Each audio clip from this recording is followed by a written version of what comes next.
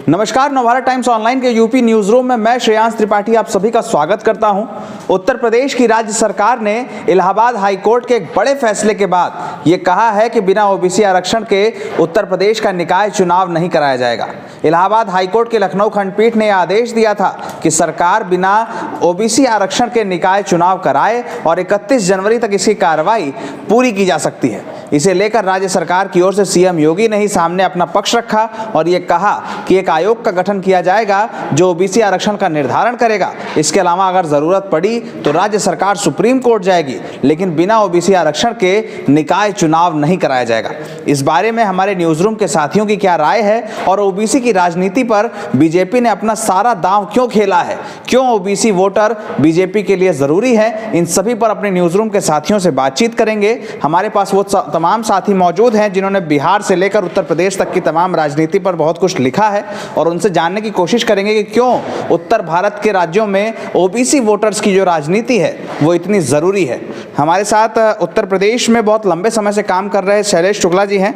शैलेश जी, मैं आपसे जानना चाहूँगा कि ओबीसी वोटर्स को सीएम योगी ने तत्काल हाईकोर्ट के फैसले के बाद ये कहा कि हम आयोग बनाएंगे, सुप्रीम कोर्ट जाएंगे, लेकिन ओबीसी वोटर्स की नाराज़गी लेने के लिए तैयार नहीं है बीजेपी।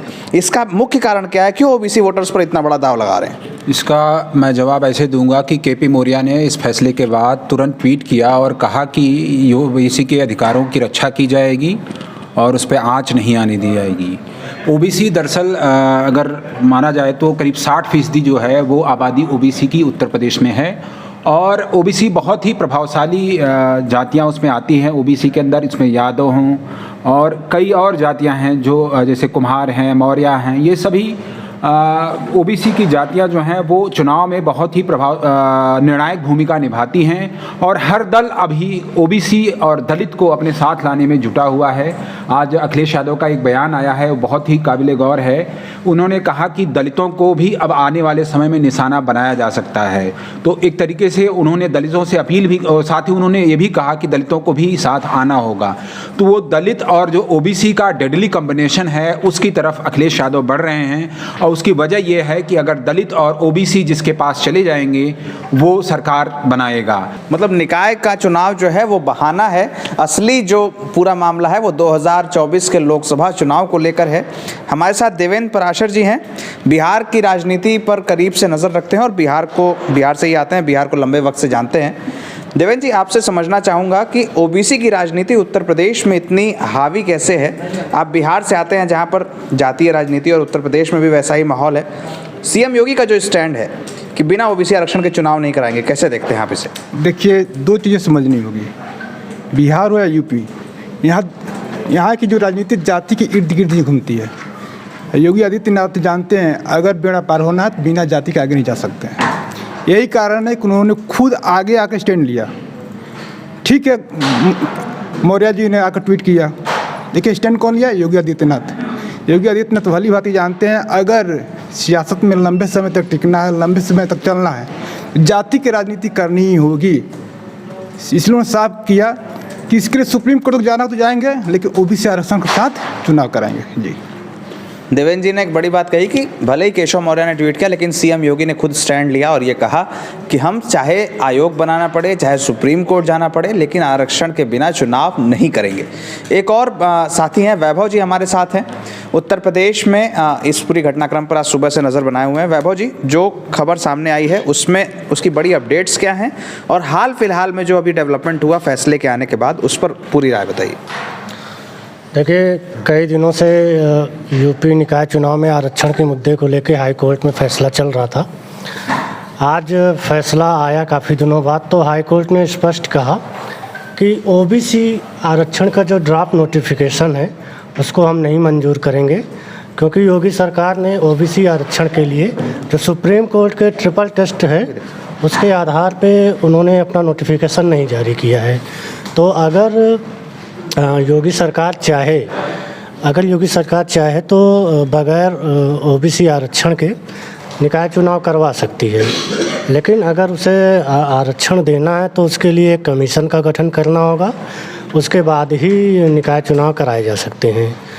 इस पे सुप्रीम कोर्ट जाने की बात चल रही है योगी सरकार के, लेकिन सीएम योगी आदित्यनाथ का ये भी कहना है कि उन्होंने ट्वीट किया है बाकायदा इसको लेके कि सरकार जो है बगैर पिछड़ा वर्ग को आरक्षण दिए ये चुनाव नहीं कराएगी।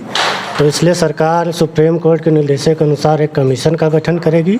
उसके बाद ओबीसी वर्ग को आरक्षण की सुविधा दी जाएगी, जिसके बाद ही हम चुनाव कराएंगे। वैभव जी ने जो खबर लिखी है मैं पढ़ ही देता हूँ, आपके सिस्टम में थोड़ी सी घुसपैठ करना ज़रूरी है। मुख्यमंत्री योगी आदित्यनाथ का कहना है कि प्रदेश सरकार आयोग गठित कर ट्रिपल टेस्ट के आधार पर अन्य पिछड़ा वर्ग के नागरिकों को आरक्षण की सुविधा उपलब्ध कराएगी। इसके बाद ही नगरीय निकाय चुनाव को संपन्न कराया जाएगा।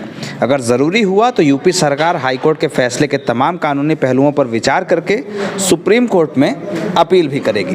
तो जो खबर है वो बेसिक खबर यही है कि सरकार हाईकोर्ट के फैसले के आधार पर अब सुप्रीम कोर्ट जाएगी। उसके पहले एक विधिक सलाह लेगी, आरक्षण देने के लिए आयोग का गठन होगा और इसके बाद ही निकाय का चुनाव संपन्न कराया जाएगा। अगर ज़रूरी हुआ कोई मध्य का रास्ता निकला तो ये चुनाव हाल में ही करा दिए जाएंगे, और नहीं तो आयोग के गठन के बाद जब ट्रिपल टेस्ट के आधार पर जो फैसला होगा, जो आरक्षण का निर्धारण होगा, उसके आधार पर चुनाव कराया जाएगा। यूपी के मैं आपको थोड़ा टोकना चाहता हूँ।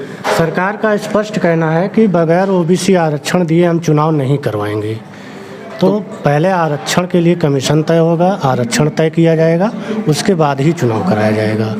तो सरकार को कहा गया है कि अगर आप चाहें तो बगैर ओबीसी आरक्षण के चुनाव करा सकते हैं, लेकिन योगी सरकार ने इस बात से मना कर दिया है। उनका कहना है कि बगैर आरक्षण हम चुनाव नहीं करवाएंगे।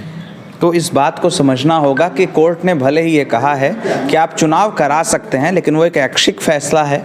कोर्ट अगर ये कहता कि चुनाव कराने होंगे तो सरकार को मानने की बाध्यता होती, उसके खिलाफ भी सुप्रीम कोर्ट में अपील की जा सकती थी। लेकिन कोर्ट ने चूंकि ये ऐच्छिक फैसला रखा है, तो योगी आदित्यनाथ सरकार ने ये कहा है कि हम बिना आरक्षण के चुनाव नहीं कराएंगे, ज़रूरी विधिक राय लेंगे, आयोग का गठन होगा और ज़रूरत पड़ी तो सुप्रीम कोर्ट जाएंगे। लेकिन किसी भी तरह से योगी आदित्यनाथ सरकार फिलहाल ओबीसी वोटर्स की नाराज़गी मोल लेने के मूड में नहीं है, और सीएम योगी ने इसे लेकर एक साफ संकेत, साफ आदेश, साफ कहें कि साफ ट्वीट तमाम अपनी पूरी बात जनता के बीच में रखती है।